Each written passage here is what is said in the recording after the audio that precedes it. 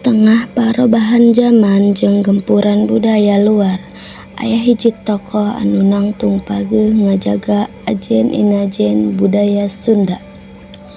Anjeunna henteu ngan saukur nyarita, tapi ngalakonan langsung dina kahirupan sapopoe. Anjeunna tangtuna nyaeta Kang Deddy Mulyadi, hiji pamimpin anu konsisten ngajaga jeung ngamumule kabudayaan Sunda. Sanajan zaman beuki modern jeung global, Kang Deddy Mulyadi teh lain sosok biasa. Anjeunna lahir di Desa Sukasari, Subang, dina tanggal 11 April 1807 hiji, ti rahim Ibu Karsiti jeung Bapa Sahlin. Sapoe. Ongkos napa? 5.000, Pak. Seorang per hari. Per hari nya, Pak. Deddy Mulyadi geus biasa hirup dina kasederhanaan. Anjeunna cicing di tengah kahirupan desa nu masih kental ku nilai gotong royong jeung kabiasaan masyarakat Sunda. Hirup di antara petani, tukang dagang, jeung tukang ngojek, ngajarkeun anjeunna ngeunaan kahirupan nu sabenerna.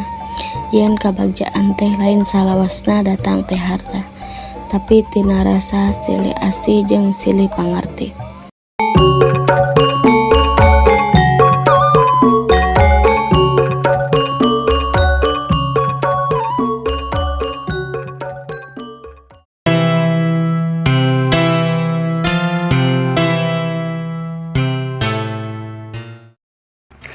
Deddy Mulyadi lain ukur nyaritakeun ngeunaan budaya Sunda, tapi oge ngajalankeunana dina kahirupan sapopoe.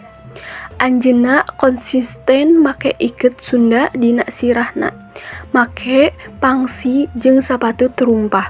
Nu sakeupeung dianggap simbol zaman baheula, tapi pikeun Deddy eta teh lambang kasetiaan kana jati diri Sunda jeung pernyataan yen budaya teh henteu kudu ditinggalkeun sanajan zaman geus maju.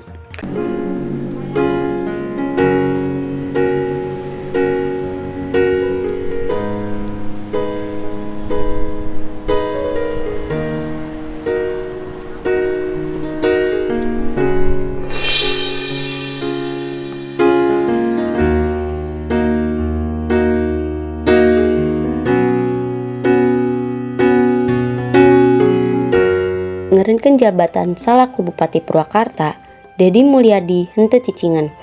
Anjeunna henteu nyumput tina kahirupan umum, tapi milih jalur anyar pikeun tetep nyambung jeung rahayat. Anjeunna ngagunakeun platform YouTube minangka sarana pikeun komunikasi, pikeun nyamperkeun diri ka jalma-jalma nu peryogi, jeung pikeun nyuarakeun hal-hal nu mindeng taya nu wani nyebutkeun. Kiwari, Deddy Mulyadi henteu leungit ti panineungan rahayat. Anjeunna terus aktif dina media sosial utamana dina platform seperti YouTube jeung Instagram. Tapi nu anjeunna lakukeun teu saukur nyebarkeun gambar atau video hiburan. Anjeunna nyusur kampung-kampung datang ka tempat nu jauh ti kota pikeun ngabagi kabagjaan jeung ngadengekeun keluhan masyarakat.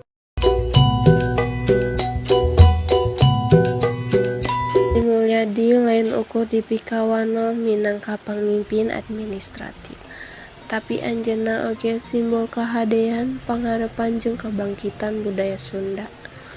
Anjeunna jadi gambaran kumaha hiji jalma bisa jadi jembatan antara tradisi jeung kamajuan. Kalayan sikapna nu lemah lembut tapi tegas, Deddy ngajadikeun budaya Sunda henteu ngorahet di zaman kiwari. Hirup teh teu kudu jadi nupang pinterna, nupang beungharna, atawa nupang kuatna, cek Deddy Mulyadi dina hiji pidatona. Tapi cek anjeunna hirup teh kudu jadi nu paling mampu ngajadikeun batur leuwih bagja. Ieu teh jadi dasar filosofi hirupna nu salawasna ngadorong anjeunna pikeun ngalakukeun kahadean di mana wae jeung iraha wae. Henteu nepi ka aya nu nyaksian, teu kudu aya pangajen, nu penting hatena bagja.